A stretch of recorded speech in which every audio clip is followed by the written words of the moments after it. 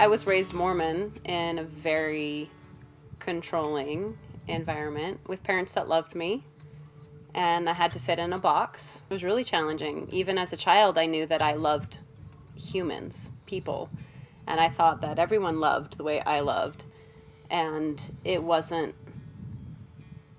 welcome, wasn't acceptable. So when I started dating Toni almost 2 years ago, I had to come out to my parents as dating a woman, and it hit against their belief system. They had a really hard time. In fact, they still have a hard time. Not with Toni. They actually really love Toni. And they love me, but their faith told them that it's a sin and it's wrong. So that's been a challenge for me, because my spirituality is actually enhanced by my relationship. This is love at its purest. And love truly is the spirituality. Truly is that connection of soul, to God, to whatever you want to call it. And I think that my parents over time are seeing that. They're seeing the joy and the love that we share.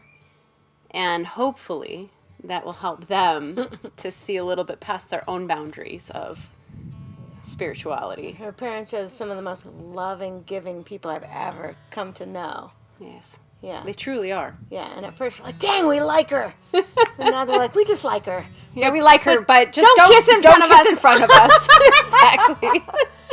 How is your sexuality changed since being fully embraced in this? And it's very fluid. That's one of the things about being on the spectrum, I guess. We got a 50-50 chance of being in the right body. It depends on the given day if I feel more masculine, more feminine, and what roles that we take on as any couple. Mm-hmm. But I think, even Remy, my own son, said, what is this love is love? Why does it even need to be a thing?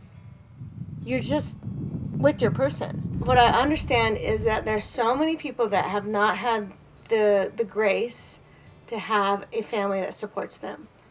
So that if you're not heard and seen and known on the inside, that you will express it more on the outside.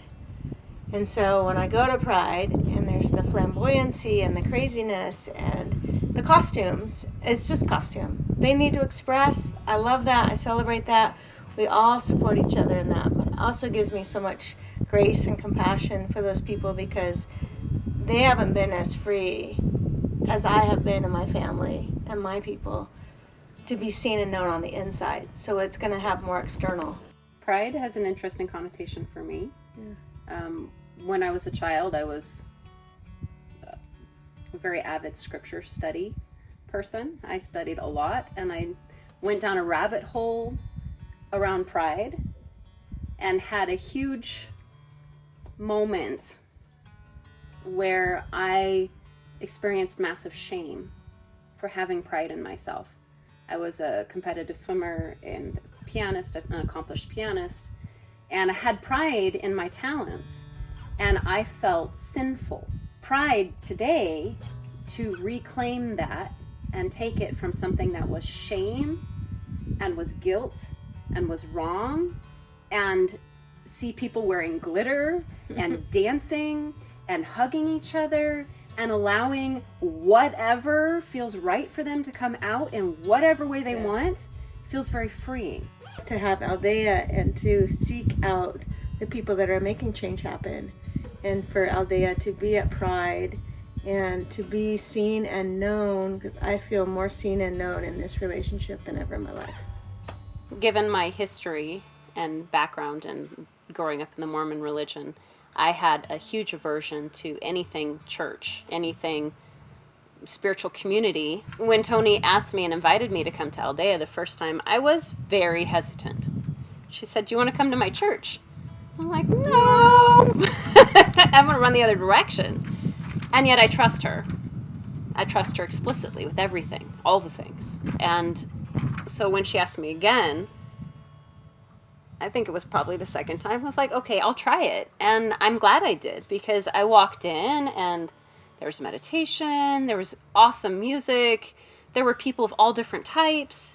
It felt immediately comfortable and welcoming. Aldea is the first spiritual community church that I've ever felt accepted for all the parts of me.